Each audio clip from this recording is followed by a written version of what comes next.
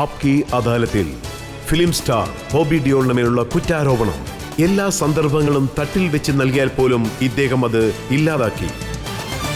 ബോബി, ഇക്കാര്യം സത്യമാണോ? താങ്കൾ സൂപ്പർ സ്റ്റാർ ധർമ്മേന്ദ്രയുടെ പയ്യനാണ്, സൂപ്പർ സ്റ്റാർ സണ്ണി ഡിയോളിന്റെ അനുജൻ. വലിയ വലിയ ഡയറക്ടേഴ്സ് വന്നിരുന്നു താങ്കളെ ഫിലിമിലേക്ക് ലോഞ്ച് ചെയ്യാൻ വേണ്ടി. നമുക്ക് ആദ്യത്തെ സിനിമയിൽ ചാൻസ് കിട്ടും, പിന്നെ നമ്മളാണ് തീരുമാനിക്കേണ്ടത്. ദൈവത്തിൻ്റെ അടുത്ത് ചെന്ന് ഞാൻ ഈ കുടുംബത്തിൽ എന്നെ ജനിപ്പിക്കണമെന്ന് ഞാൻ പറഞ്ഞിട്ടില്ലല്ലോ, പക്ഷെ ജനിച്ചുപോയി. ഞാൻ വളരെ ലക്കിയാണ്. ആർക്കും താൻ ജനിക്കുന്നത് എവിടെയാണ് എന്താണെന്നൊന്നും അറിയില്ലല്ലോ. നമ്മൾ എന്തൊക്കെ സൗകര്യങ്ങളോടുകൂടിയാണ് ജനിക്കുന്നതെന്ന്. ഞാൻ ലക്കിയായിരുന്നത് കൊണ്ട് എനിക്കെല്ലാം കിട്ടി, അത്രയേ ഉള്ളൂ.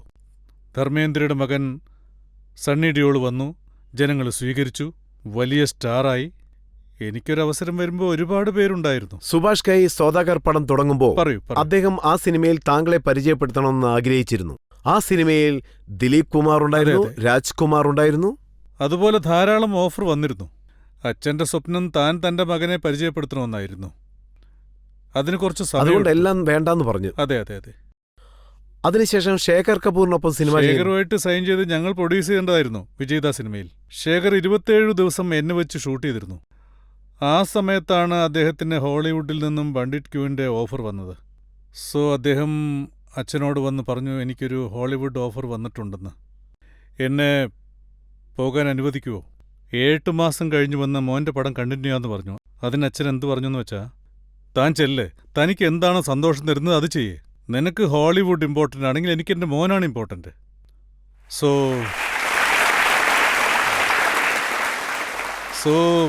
എൻ്റെ വിധിയിൽ രാജ് സന്തോഷിയാണ് എഴുതിയിരിക്കുന്നതെന്ന് തോന്നുന്നു. എൻ്റെ ആദ്യത്തെ സിനിമ രാജുവായിട്ടായിരുന്നു. ഒരു 2-3 വർഷത്തെ ജേണി ആയിരുന്നു, ശരിക്കും ഒരു വലിയ ജേണി. അതായത് അന്നൊക്കെ സിനിമ പൂർത്തിയാക്കാൻ 2-3 വർഷം വേണമായിരുന്നു. പക്ഷേ രാജ്കുമാർ സന്തോഷിയോടൊപ്പം താങ്കളുടെ ഒരു സിനിമ വരുന്ന സന്ദർഭത്തിൽ താങ്കളുടെ മൂത്ത ജ്യേഷ്ഠൻ എപ്പോഴും താങ്കളോടൊപ്പം ഒരു നിഴലായിട്ടുണ്ടായിരുന്നെന്ന്. ചേട്ടൻ ആ ജോലിയൊക്കെ നിർത്തി പ്രൊഡക്ഷൻ നോക്കിക്കൊണ്ടിരിക്കുകയായിരുന്നു. ആരും അങ്ങനെയൊന്നും ചെയ്യില്ല. സ്വന്തം സഹോദരന് വേണ്ടിയാണെങ്കിലും വേറെ ജോലിയൊക്കെ മാറ്റിവെച്ച് അനിയന് വേണ്ടി അദ്ദേഹത്തിന്റെ പൂർണ്ണ ശ്രദ്ധയും എൻ്റെ സിനിമയിലായിരുന്നു. ചേട്ടനെക്കുറിച്ച് ഞാൻ എപ്പോഴും പറയും, അദ്ദേഹം എൻ്റെ അച്ഛനെ പോലെയാണ്. സത്യമായിട്ടും അദ്ദേഹം എനിക്ക് വേണ്ടി അദ്ദേഹത്തിന്റെ ജോലികളെല്ലാം സാക്രിഫൈസ് ചെയ്തിട്ടുണ്ട്. പക്ഷേ കുറച്ച് സമയം കൂടുതലെടുത്തു വന്നു മാത്രം. ആ പടം തീർക്കാൻ രാജിന് കുറച്ച് സമയം വേണ്ടി വന്നു. ഗായൽ പുറത്തു വരാനും കുറച്ച് സമയമെടുത്തു. അതായത് പക്ഷേ ആ സമയത്ത് താങ്കൾക്ക് ആ ഉത്തരവാദിത്വം ഇല്ലായിരുന്നു. താങ്കളുടെ ആദ്യത്തെ സിനിമയാണ്, രാജ്കുമാർ സന്തോഷി ഒരു വലിയ ഡയറക്ടറാണ്, ഞാൻ സൺഗ്ലാസ് ഊരിൽ എന്നുള്ള വാശിയിലായിരുന്നു താങ്കളപ്പോൾ. അതെ, അങ്ങനെയായിരുന്നു. നോക്കിയേ, ഇപ്പോഴും ഞാൻ സൺഗ്ലാസ് ഇട്ടുകൊണ്ടാണ് വന്നിരിക്കുന്നത്. എൻ്റെ ജീവിതത്തിൽ എനിക്ക് ഒരു കാര്യം ഇഷ്ടപ്പെട്ടെന്ന് വെച്ചാൽ അത് എല്ലാം എൻ്റെ അച്ഛനിൽ നിന്ന് എനിക്ക് കിട്ടിയതാണ്.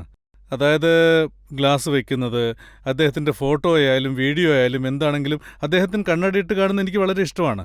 ഞാൻ അദ്ദേഹത്തിൻ്റെ കബോർഡിൽ അദ്ദേഹത്തിൻ്റെ ഗ്ലാസ് ഞാൻ അന്വേഷിക്കാറുണ്ട്. പക്ഷേ അവിടെ ഉണ്ടാവില്ല, കാരണം കോസ്റ്റ്യൂമിനനുസരിച്ച് ഷൂട്ടിങ്ങിൽ കണ്ണാടി കൊടുക്കുമല്ലോ, അതുകൊണ്ടായിരിക്കാം. അന്ന് ഞാൻ വിചാരിച്ചിരുന്നു വലിയവനായി കഴിയുമ്പോൾ ഒരു ഗ്ലാസ് കളക്ഷൻ തന്നെ ഇവിടെ ഉണ്ടാക്കണമെന്ന് ആഗ്രഹിച്ചിരുന്നു. പിന്നീട് ഞാനൊരു കണ്ണട വാങ്ങിച്ചു. അത് ശരിക്കും വളരെ ഇൻട്രസ്റ്റിംഗ് ആയിരുന്നു. അപ്പോൾ രാക്ഷിയുമായിട്ട് ഊട്ടിയിലായിരുന്നു ഷൂട്ടിംഗ്. ലവ് തുജെ ലവ് കർത്താഹും. ഞാൻ അദ്ദേഹത്തോട് ചോദിച്ചു ഇത് ഇട്ടോട്ടെ എന്ന്. അദ്ദേഹം പറഞ്ഞു ഇത് ഇടരുതെന്ന്. അപ്പോൾ എനിക്ക് ആകെ വല്ലാതായി. ഞാൻ എന്നിട്ട് സന്തോഷിൻ്റെ അടുത്ത് പറഞ്ഞു, അദ്ദേഹം എൻ്റെ ഫ്രണ്ടായി. ഞാൻ സന്തോഷിനോട് ചോദിച്ചു, ഞാൻ ഈ ഗ്ലാസ് ഇട്ടോട്ടെ എന്ന് ചോദിച്ചു. യാ ബോബി, വേർ ഇട്ടോ. അങ്ങനെയാണ് ഞാൻ ഈ ഗ്ലാസ് ഇടുന്നത്. അന്ന് എനിക്കറിയില്ലായിരുന്നു. പക്ഷേ ആ സിനിമ ഇറങ്ങിയപ്പോൾ എല്ലാവരും ഗ്ലാസിന് ഫാനായി. അതായത് തിങ്സ് ജസ്റ്റ് ഹാപ്പൻ. അതായത് നമ്മൾ ഓരോരിക്കലും ഓരോന്ന് ചെയ്യുമ്പോൾ നിങ്ങൾക്ക് അറിയില്ല ഇതെങ്ങനെയൊക്കെ ഉണ്ടാവുമെന്ന്, നടക്കുമെന്ന്. അതായത് ഒരു ആക്ടർ എന്ന നിലയ്ക്ക് പെർഫോം ചെയ്യുമ്പോൾ അതിൽ ആത്മാർത്ഥത ഉണ്ടായിരിക്കണം. അപ്പോൾ ഒരു നല്ല റിസൾട്ട് എന്തായാലും കിട്ടും.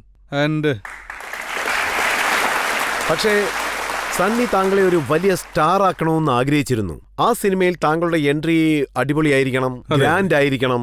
അതിനുവേണ്ടി അദ്ദേഹം താങ്കളെ കുതിരയിൽ വരുന്നത് പോലെ പരിചയപ്പെടുത്താൻ ആഗ്രഹിച്ചു. അല്ല, അങ്ങനെയല്ല. സിനിമ എടുത്തിരുന്നു, പക്ഷേ ചേട്ടൻ അതിനെയും കുറച്ച് ബിൽഡപ്പ് ചെയ്യണമെന്ന് ആഗ്രഹിച്ചിരുന്നു.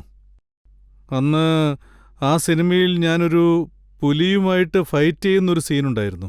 ഇന്ത്യയിൽ ഒരു പുലിയുമായിട്ടുള്ള ഫൈറ്റ് വേണമെന്ന് ആലോചിച്ചു. ആ പുലിയെ കണ്ടത് ഷോക്കായിപ്പോയി, വേണ്ടെന്ന് തീരുമാനിച്ചു. പിന്നീട് ചേട്ടൻ അന്വേഷിച്ചപ്പോൾ ഇറ്റലിയിൽ ഒരു പുലിയുണ്ട്, ഒരു വ്യക്തി ഒരു സൂ നടത്തുന്നുണ്ട്, നല്ല ട്രെയിൻ ചെയ്ത പുലിയുണ്ട് അവിടെ. അവിടെയുള്ള ആനിമൽസിനെ എല്ലാം പരിശീലിപ്പിച്ചിട്ടുണ്ട്. ഞങ്ങൾ അങ്ങോട്ട് ചെന്നു. പുലിയുമായിട്ടുള്ളൊരു ഫൈറ്റ് എടുത്തു. എനിക്ക് അവിടെ ചെന്ന് വേറൊന്നും ചിന്തിക്കാനില്ലായിരുന്നു. നീളമുള്ള ഒരു കമ്പിയിൽ മീറ്റ് തൂക്കിയിടും. അവിടുന്ന് പുലി ഓടിവരും. ഇത് തിന്നാനാണ് പുലി വരുന്നത്. ഞാനതിൻ്റെ താഴെ കൈ മാത്രം വെച്ചാൽ മതി. ഞാൻ വിചാരിക്കും ഒരു പട്ടി കടിച്ചാൽ തന്നെ പ്രശ്നമാണ്. അപ്പോൾ പുലി കടിച്ചാൽ എന്താവും അവസ്ഥ? ചത്തുപോവില്ലേ?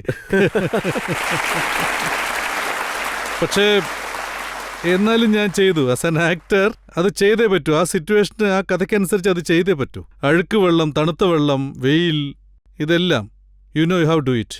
സോ അതിനുശേഷം ചേട്ടൻ ഡിസൈഡ് ചെയ്തു. ഞാൻ ആരംഭത്തിൽ കുതിരയിൽ വരുന്ന സീൻ നമ്മൾ ഇംഗ്ലണ്ടിൽ പോയി എടുക്കാം, നല്ലൊരു കുതിരയെ വെച്ച്. അത് ലേക്ക് ഡിസ്ട്രിക്റ്റിലാണ് ചെയ്തിരുന്നത്. സോ അത് ചെയ്യുമ്പോൾ ആദ്യത്തെ ഷോട്ട് ഹെലികോപ്റ്ററിൽ ഇരുന്നുകൊണ്ട് ഷൂട്ട് ചെയ്തിരുന്നു ഞങ്ങളുടെ ടിനു വർമ്മ, ഞങ്ങളുടെ ഫൈറ്റ് മാസ്റ്റർ. ആദ്യത്തെ ടേക്ക് നല്ല ടേക്കായിരുന്നു. ക്യാമറയിൽ എന്തോ ഫോൾട്ട് ഉള്ളതുകൊണ്ട് രണ്ടാമത്തെ ടേക്ക് വളരെ വേഗത്തിലോടുന്ന സീനിൽ കുറച്ച് മുമ്പായിട്ട് അവിടെ ഒരു കുതിരയെ നിർത്തിയിട്ടുണ്ടാവും. അത് കാണുമ്പോൾ വേഗത്തിലോടി വരുന്ന കുതിര പെട്ടെന്ന് നിൽക്കും. ഞാൻ കുതിരയിൽ വേഗത്തിൽ വന്നുകൊണ്ടിരിക്കുമ്പോൾ അവിടെ നിന്നുകൊണ്ടിരുന്ന കുതിര അത് അതിൻ്റെ സ്ഥാനത്തല്ലായിരുന്നു. അത് കുറച്ച് മാറിയാണ് നിന്നിരുന്നത്. എൻ്റെ മുട്ടുകാൽ അതിൻ്റെ പുറകെ ചെന്ന് ഇടിച്ചു. ഞാൻ കാറ്റിൽ പറന്നു. പിന്നെ I broke my leg. So അവിടെ ചേട്ടനുണ്ടായിരുന്നു. എൻ്റെ അവസ്ഥ വളരെ മോശമായിരുന്നു. ചേട്ടൻ എന്നെ ഇങ്ങനെ തൂക്കിയെടുത്ത് തോളിലിട്ടു. അപ്പോൾ എനിക്കൊരു വിശ്വാസം ഉണ്ടായിരുന്നു, എനിക്കൊന്നും സംഭവിക്കില്ല, എൻ്റെ ചേട്ടൻ കൂടെയുണ്ടെന്ന്. അന്ന് രാത്രി തന്നെ ഞങ്ങൾ ലണ്ടനിൽ പോയി അവിടെ തന്നെ സർജറി ചെയ്തു. ഇപ്പോഴും എൻ്റെ കാലിൽ 6 ആഡുണ്ട്. പിന്നെ നിങ്ങളുടെ കല്യാണം ഇടവ മാസത്തിലാണ് നടന്നതെന്ന് പറഞ്ഞില്ലേ?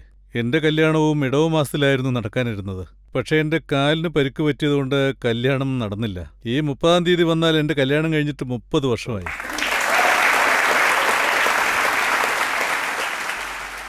അതിനുശേഷം താങ്കളുടെ അഹങ്കാരവും കുറച്ച് കൂടി. അഹങ്കാരോ?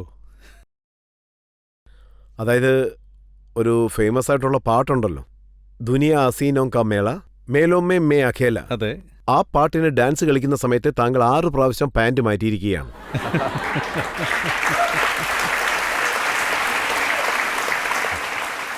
ആ പാട്ടിന് ഞാൻ എത്രമാത്രം ബുദ്ധിമുട്ടെന്നറിയാം. അത് ഞാൻ ആദ്യമായിട്ട് ചെയ്യുന്ന ഡാൻസാണ്. എനിക്ക് ഡാൻസ് ഇഷ്ടമാണ്, പക്ഷേ അത്രയ്ക്കുള്ള ഡാൻസ് എനിക്ക് അറിയില്ല എന്ന് മാത്രം. അന്നത്തെ സമയത്ത് ഇപ്പം നമ്മൾ AC യിലല്ലേ ഈ സ്റ്റുഡിയോയിലിരിക്കുന്നത്. അന്നൊന്നും AC ഇല്ല.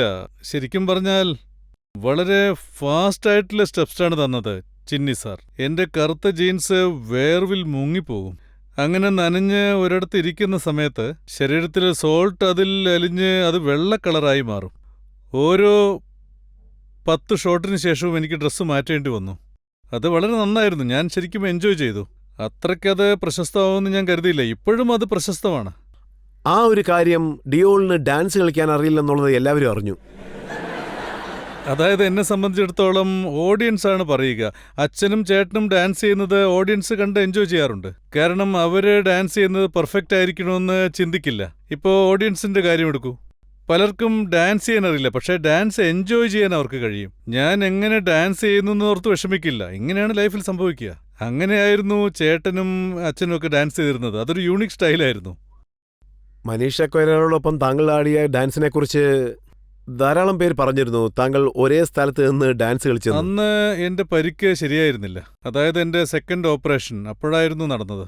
അകത്ത് മുട്ടുകാലിലെ എല്ലുകൾ ചേർന്നില്ല എന്ന് പറഞ്ഞു. പക്ഷേ എനിക്ക് ഷൂട്ടിങ്ങിന് പോയേ പറ്റൂ. വളരെ ഡിലേ ആയിപ്പോയി. അതുകൊണ്ടാണ് എനിക്ക് അങ്ങനെ ഒരു സ്റ്റെപ്പ് തന്നത്. പക്ഷേ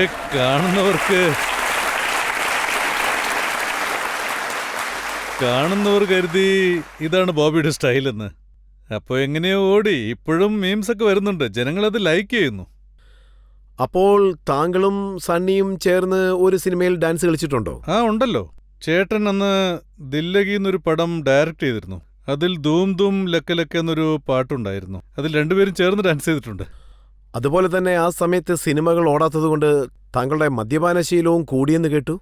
മദ്യപിച്ചതിന് ശേഷം താങ്കൾ പറഞ്ഞിരിക്കുകയാണ്, ഈ ലോകത്തുള്ളവരാരും എനിക്ക് സന്ദർഭം തരുന്നില്ലെന്ന്. ഒരു ഘട്ടത്തിൽ നമ്മൾ ഗിവപ്പ് ചെയ്താൽ സെൽഫ് ബിറ്റിക്ക് പോകും. അത് മനുഷ്യരുടെ ഒരു ഇതാണ്. എൻ്റെ ജീവിതം അവസാനിച്ചു, എനിക്ക് ഇത്രയൊക്കെ കഴിവുകളുണ്ടായിട്ടും അങ്ങനെ ചില കാര്യങ്ങളിൽ അഡിക്ഷൻ ഉണ്ടാവും. സിഗരറ്റ് വലിക്കുന്നത്, സ്മോള് കഴിക്കുന്നത്, അങ്ങനെയുള്ള ശീലങ്ങൾ അച്ഛന് എപ്പോഴും ഉണ്ടായിരുന്നു. ആദ്യമൊന്നും കുടിക്കുന്ന ശീലമില്ലായിരുന്നു, പിന്നീട് കുടിക്കാൻ തുടങ്ങി. മദ്യമെന്ന് പറയുന്നത് ആദ്യം നമ്മൾ അത് കുടിക്കും, പിന്നീട് അത് നമ്മളെ കുടിക്കും. എൻ്റെ കാര്യത്തിലും അങ്ങനെയായിരുന്നു. പക്ഷേ എൻ്റെ വൈഫ് അവളാണ് എൻ്റെ എല്ലാം. അവളാണ് എൻ്റെ ബാക്ക് ബോൺ, എൻ്റെ എവരിത്തിങ്. ഒരു സ്ത്രീക്ക് മാത്രമേ ഇത് മനസ്സിലാക്കാൻ കഴിയൂ. എൻ്റെ ഹസ്ബൻഡ് ഏത് സിറ്റുവേഷനിലൂടെയാണ് കടന്നു പോകുന്നത്, പിന്നെ എൻ്റെ ദേഷ്യം അധികമായി, എൻ്റെ സ്വഭാവം മാറി. താന്യ എൻ്റെ ജീവിതത്തിലേക്ക് വന്നില്ലായിരുന്നെങ്കിൽ ഞാൻ നിങ്ങളുടെ മുന്നിൽ ഇപ്പോൾ ഇരുന്ന് സംസാരിക്കില്ലായിരുന്നു. താന്യ എൻ്റെ കൂടെ നിന്നു, അതുപോലെ എൻ്റെ കുടുംബത്തെയും നോക്കി, വീട്ടിലെ എല്ലാ കാര്യങ്ങളും നോക്കി. എൻ്റെ വൈഫ് വർക്ക് ചെയ്യുന്നുണ്ടായിരുന്നു. ഞാൻ സമ്പാദിക്കുന്നില്ല എന്നൊരു വാക്ക് പോലും അവർ പറഞ്ഞിട്ടില്ല. എന്തിനാ ഇങ്ങനെയൊക്കെ ചിന്തിക്കുന്നതെന്ന് എന്നോട് ചോദിക്കും. അതായത് മാറ്റമെന്ന് പറയുന്നത് പുറത്തൊന്നുമല്ല, നമ്മുടെ ഉള്ളിൽ നിന്ന് വേണം വരാൻ. അതുപോലെ ഒരു ഉൾവിളി എന്നിൽ നിന്നുണ്ടായി. മക്കൾ വൈഫിനോട് ചോദിക്കും, എന്താ അച്ഛൻ ജോലിക്ക് പോകാതെ വീട്ടിലിരിക്കുന്നതെന്ന്. അമ്മ മാത്രം ജോലിക്ക് പോയിട്ട് വരുന്നു എന്ന് പറയും. ആ വാക്ക് എൻ്റെ മനസ്സിനെ വല്ലാതെ വേദനിപ്പിച്ചു. ഞാൻ എന്താ ഈ കാണിക്കുന്നതെന്ന്. കാരണം നമ്മുടെ മക്കൾ നമ്മളെ കണ്ടാണ് വളരുന്നത് തന്നെ. അതിനുശേഷം ഞാൻ സ്വയം സടകുടഞ്ഞെഴുന്നേറ്റ് ഓടാൻ തുടങ്ങി.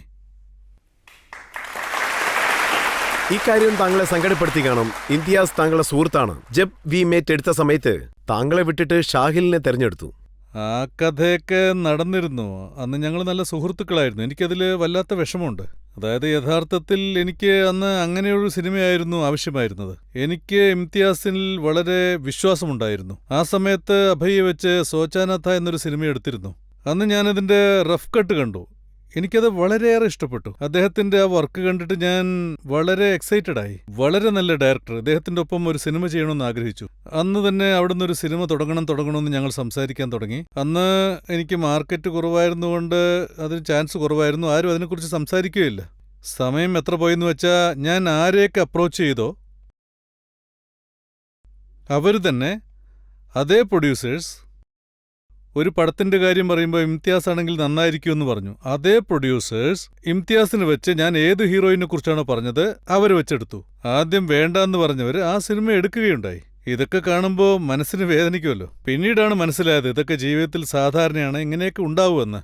എല്ലാ സമയത്തും എല്ലാ കാര്യങ്ങളും നടക്കണമെന്നില്ല. ഈ കാര്യം ഞാൻ വീണ്ടും വർക്ക് ചെയ്യാൻ തുടങ്ങുന്ന സമയത്ത് എനിക്ക് മനസ്സിലായി, ഇതാണ് എൻ്റെ സ്റ്റണ്ട്.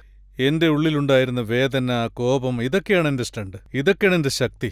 കാരണം എപ്പോഴും അതേക്കുറിച്ച് ഓർത്ത് നമുക്ക് കരഞ്ഞുകൊണ്ടിരിക്കാൻ കഴിയില്ല. ആ അനുഭവങ്ങളൊക്കെയാണ് എന്നെ ശരിക്കും ഒരു നല്ല മനുഷ്യനാക്കി മാറ്റിയത്. ഇതൊക്കെ എനിക്ക് ജീവിതം പഠിപ്പിച്ച ഒരു പാഠമാണെന്ന് പറയാം. ഇതിൽ ഞാൻ ആരെയും കുറ്റപ്പെടുത്തില്ല, അവരെ എന്നോട് ഇങ്ങനെയൊക്കെ പെരുമാറിയിട്ടുണ്ട് എന്നൊക്കെ പറഞ്ഞ്. രാജേഷ് ഖന്ന എപ്പോഴും സിനിമയെക്കുറിച്ചാണ് സംസാരിക്കുന്നത്. ഇന്ന് ഞാൻ നിൽക്കുന്ന സ്ഥലത്ത് മുൻപ് മറ്റൊരാൾ നിന്നിരുന്നു. ഇതും ഒരു കാലമാണ്, അതും ഒരു കാലമാണെന്ന്. താങ്കൾക്ക് ചോദ്യം ചോദിക്കണോ? ചോദിക്കൂ. ബോബി സർ, ഇപ്പം നിങ്ങൾ താനിയെപ്പറ്റി പറഞ്ഞില്ലേ, അവര് നിങ്ങൾക്ക് വളരെ സപ്പോർട്ടാണെന്ന് പറഞ്ഞു. പക്ഷെ താങ്കളെപ്പറ്റി ഞങ്ങൾ ഒരു കാര്യം വായിച്ചിരുന്നു. താങ്കളുടെ കഷ്ടകാല സമയത്ത് താങ്കളുടെ വൈഫ് താനിയെ തങ്ങളെ ഒരുപാട് കുറ്റം പറഞ്ഞു എന്ന്, വിട്ടിട്ട് പോയെന്നും പറഞ്ഞു. ഇതൊക്കെ സത്യമാണ് സർ?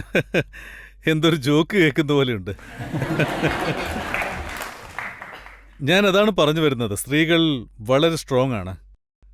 ഐ തിങ്ക് ഒരു ആണിന് മസിലൊക്കെ വേണമെങ്കിൽ പെരുപ്പിച്ച് കാണിക്കാം. പക്ഷെ ദൈവം മനസ്സും തലച്ചോറും സ്ത്രീകൾക്ക് സ്ട്രോങ് ആയി കൊടുത്തിട്ടുണ്ട്. അതാണ് എനിക്ക് പറയാനുള്ളത്. എൻ്റെ വൈഫ് എന്നെ ഒരിക്കലും തനിച്ചാക്കിയിട്ടില്ല. എപ്പോഴും ഭീഷണിപ്പെടുത്തും, കുടിക്കുന്നത് നിർത്തിയില്ലെങ്കിൽ ഞാൻ ഉപേക്ഷിച്ചിട്ട് പോകുമെന്നും പറഞ്ഞ്. പലപ്പോഴും ഭീഷണിപ്പെടുത്തിയിട്ടുണ്ട്, പക്ഷെ പോയിട്ടില്ല, ഞാൻ കുടി നിർത്തിയിട്ടുമില്ല. ഇത് പലതവണ സംഭവിച്ചിട്ടുണ്ട്. താങ്കൾക്ക് താങ്കളുടെ വൈഫാണോ സ്റ്റൈലിസ്റ്റ്? എനിക്ക് ഷോപ്പിംഗ് എന്നൊരു ദുശീലമുണ്ട്. രാത്രി എനിക്ക് ഉറക്കം വന്നില്ലെങ്കിൽ ഓൺലൈൻ ഷോപ്പിംഗ് ഞാൻ ചെയ്യും. എൻ്റെ വൈഫ് അടുത്ത ദിവസം പറയും, ഇതാ കണ്ടില്ലേ എത്രയാ ബില്ല് വന്നിരിക്കുന്നതെന്ന് ചോദിക്കും. ഞാൻ പറയും സോറി, ഇനി ഞാൻ ചെയ്യില്ലെന്ന് പറയും. ആ ഡ്രസ്സ് എനിക്ക് സ്റ്റൈലിംഗ് ചെയ്യും. നീ വഴക്ക് പറഞ്ഞാലും ഇത് നന്നായിട്ടുണ്ടല്ലോ, ഈ ക്രെഡിറ്റൊക്കെ നിനക്കല്ലേന്ന് ഞാൻ പറയും. ഷോപ്പിംഗ് ചെയ്യുന്നത് ഞാനാണ്. അതായത് അവരെനിക്ക് സ്റ്റൈലിംഗ് ചെയ്യുന്നുണ്ട്. എൻ്റെ ചില ശീലങ്ങളൊക്കെ എങ്ങനെ മാറിയെന്ന് വെച്ചാൽ 30 വർഷമായിട്ട് ഞാൻ എന്ത് ഡ്രസ്സാണ് ഇടുന്നതെന്ന് എനിക്കറിയില്ല. അവരാണ് തീരുമാനിക്കുക. ഇന്ന് ഇതിട്ടാ മതി എന്നൊക്കെ പറയും. താനെയാണ് ഇതും ചൂസ് ചെയ്തത്. പിന്നെ എൻ്റെ മക്കളും ചീത്തയായിപ്പോയി. താനെയാണ് അവർക്കും സ്റ്റൈലിംഗ് ചെയ്യുന്നത്. എൻ്റെ വൈഫാണ് ഞങ്ങളെയൊക്കെ ചീത്തയാക്കിയത്. താങ്കളുടെ ഒരു മകൻ ഫോട്ടോഷൂട്ട് എടുക്കുന്നതായിട്ട് കേട്ടു. താങ്കളുടെ ഫോട്ടോഷൂട്ടിന് വരാറുണ്ടോ? അവൻ ഹീസ് വെരി ടാലന്റഡ്. അവൻ കോവിഡ് സമയത്ത് അവന് പടങ്ങൾ വളരെ ഇഷ്ടമാണ്. പടങ്ങൾ എങ്ങനെയാണ് എടുക്കുന്നത്, എങ്ങനെയാണ് എഡിറ്റ് ചെയ്യുന്നത്, അതെങ്ങനെയാണ് സ്ക്രീനിൽ കൊണ്ടുവരുന്നത്, എങ്ങനെ നിർമ്മിക്കുന്നു, എങ്ങനെ സൗണ്ട് എഫക്റ്റ് കൊടുക്കുന്നു, എങ്ങനെയാണ് ഡബ്ബിംഗ് ചെയ്യുന്നത്, ഇതൊക്കെ വാച്ച് ചെയ്തുകൊണ്ടിരിക്കും. അതൊക്കെ സ്വയം അവൻ പഠിച്ചതാണ്. പിന്നീട് അവൻ ഫിസിക്കലായിട്ട് വർക്ക് ചെയ്തു, വളരെ ചെറുപ്പത്തിൽ തന്നെ. ഇപ്പൊ അവന് 21 വയസ്സായി. പിന്നീട് അവൻ ഡാൻസിൽ കോൺസെൻട്രേറ്റ് ചെയ്തു. ഡിയോൾ ഡാൻസ് ശരിക്ക് ചെയ്യില്ല എന്ന് പറയും, പക്ഷേ അവനതറിയാം. അവൻ ഡാൻസിൽ വളരെ ട്രെയിനപ്പായി, യൂട്യൂബ് വീഡിയോസൊക്കെ കണ്ട് വളരെ നന്നായി പഠിച്ചിട്ടുണ്ട്. പക്ഷെ കോവിഡിന് ശേഷം he went through the phase. അതൊരുപാട് പേർക്ക് നടന്നിട്ടുണ്ട്. മനസ്സിനകത്തൊരു ഭയം വരും, എപ്പോഴും മാസ്ക് ഇട്ടുകൊണ്ട് നടക്കുക. അങ്ങനെ ഒരുപാട് നാൾ അവൻ അത് കണ്ടിന്യൂ ചെയ്യുന്നുണ്ടായിരുന്നു. അവിനാഷ് ഗോരേക്കർ എന്ന എൻ്റെ ഒരു നല്ല ഫ്രണ്ട്, അദ്ദേഹം ഫൈനലായി എന്നോട് പറഞ്ഞു, അവനെ നീ എൻ്റെ അടുത്തേക്ക് അയക്കേ, ഞാൻ നോക്കിക്കോളാന്ന്. 1 വർഷം അവിടെ ചെന്ന് ഫോട്ടോഗ്രാഫി ചെയ്തു. അതിന് മുൻപ് തൊട്ട് തന്നെ അവന് ഫോട്ടോഗ്രാഫി വളരെ ഇഷ്ടമായിരുന്നു. പക്ഷെ ഞാൻ ഇപ്പോൾ ഇടുന്ന ഇൻസ്റ്റാഗ്രാം ഫോട്ടോഗ്രാഫിയൊക്കെ കണ്ടാൽ താഴെ ഞാൻ അവൻ്റെ പേരെഴുതും. അവൻ ഇൻസ്റ്റാഗ്രാം ക്ലോസ് ചെയ്തു, അവന് ഫോളോവേഴ്സ് ഒന്നും വേണ്ടെന്ന്. സോ അവനാണ് ഒരുപാട് ഫോട്ടോസ് എടുത്തത്. അങ്ങനെയാണെങ്കിൽ അദ്ദേഹത്തിന് ഹീറോ ആകാനുള്ള ചാൻസ് കിട്ടുമോ? എൻ്റെ 2 മക്കളും ഹീറോ ആവും. എന്തു ചെയ്യാനാ, ഈ ഇൻഡസ്ട്രി അങ്ങനെയാണ്.